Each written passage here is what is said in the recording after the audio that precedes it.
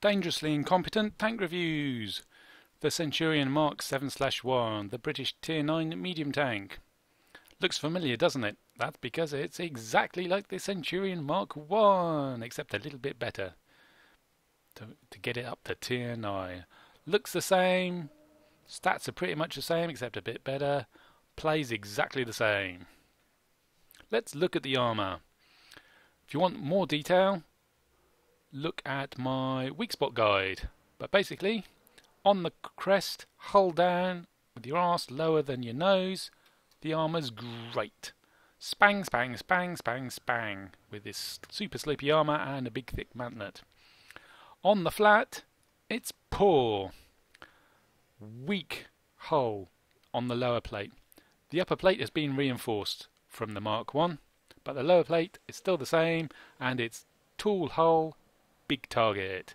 Hide your lower hull and there's still this whacking great thin forehead, which is a massive weak spot and is a real problem for anybody who knows the tank. It's not sloped when you're level, it's not sloped enough to get automatic ricochets, and the tier 9s and 10s that you're facing will just go straight through it. Side, huge hull, flat hull, weak hull. Turret, weak as well.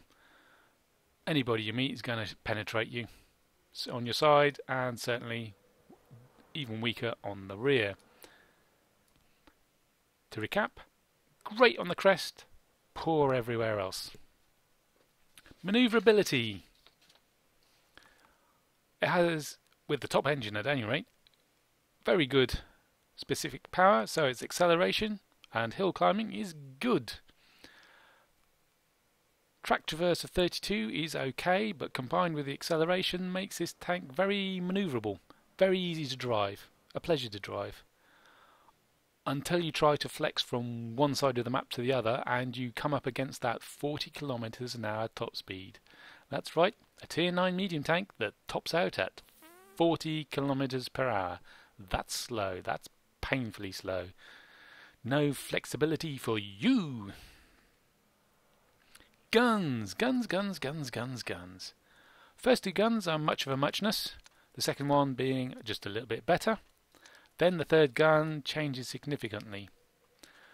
First and second gun, standard British fare.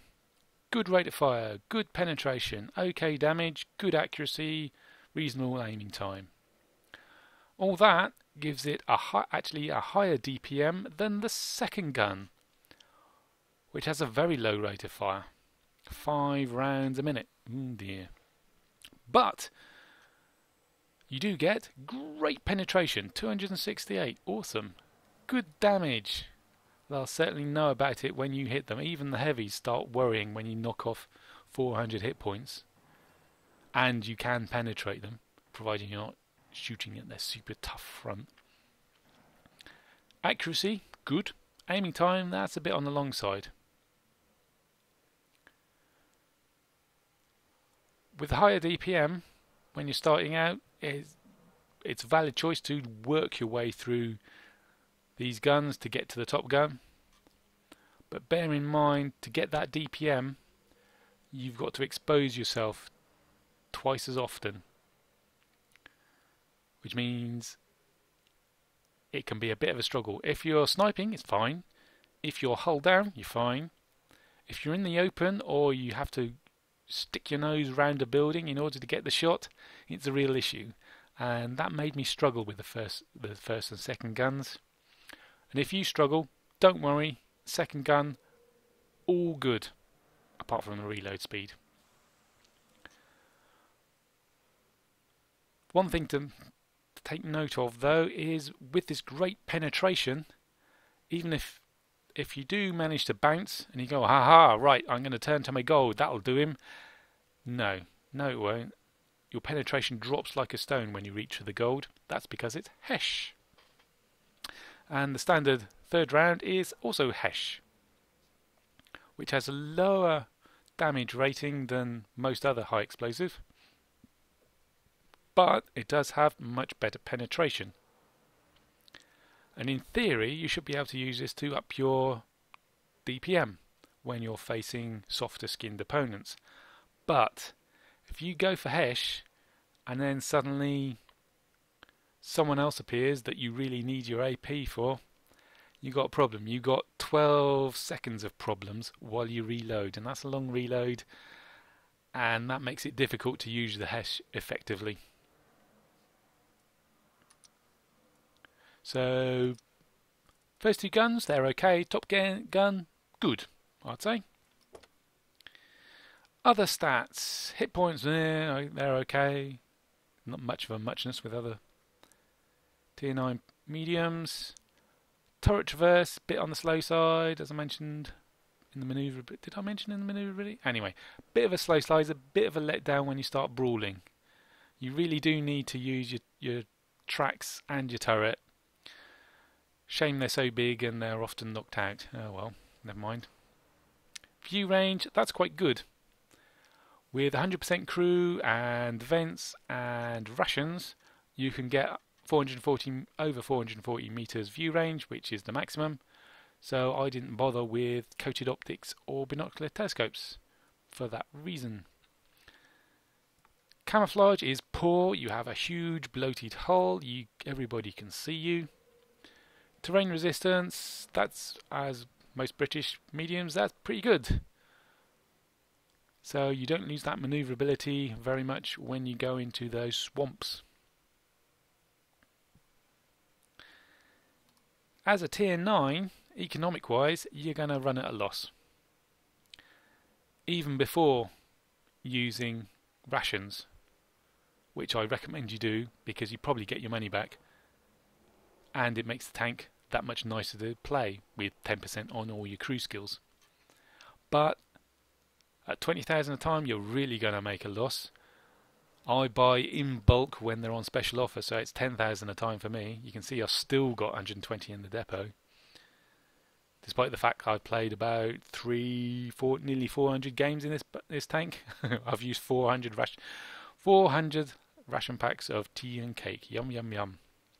No wonder I'm a bit overweight.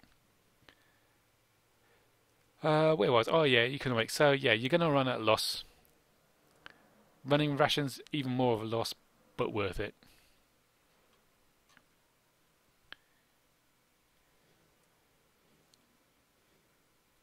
Other consumables, large first aid kit, large repair kit was what I would recommend.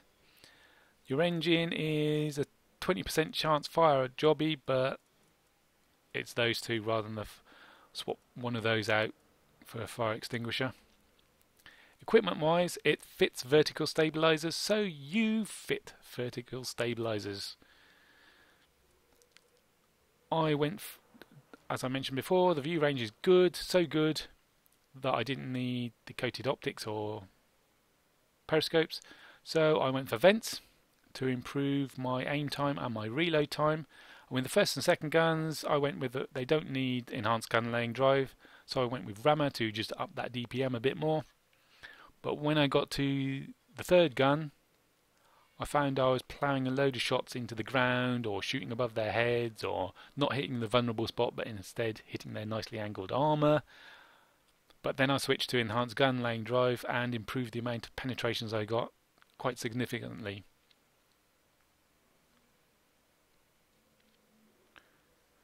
To recap, crew skills, the usual. You don't need anything specific for this, specialised for this tank. Now to recap, great on crests, good top gun, poor manoeuvrability, good manoeuvrability, poor flexibility because of the low top speed, and when you're brawling, poor because of your huge hull, long reload, slow turret speed. Overall, I would give this tank maybe edging into good, meh to good.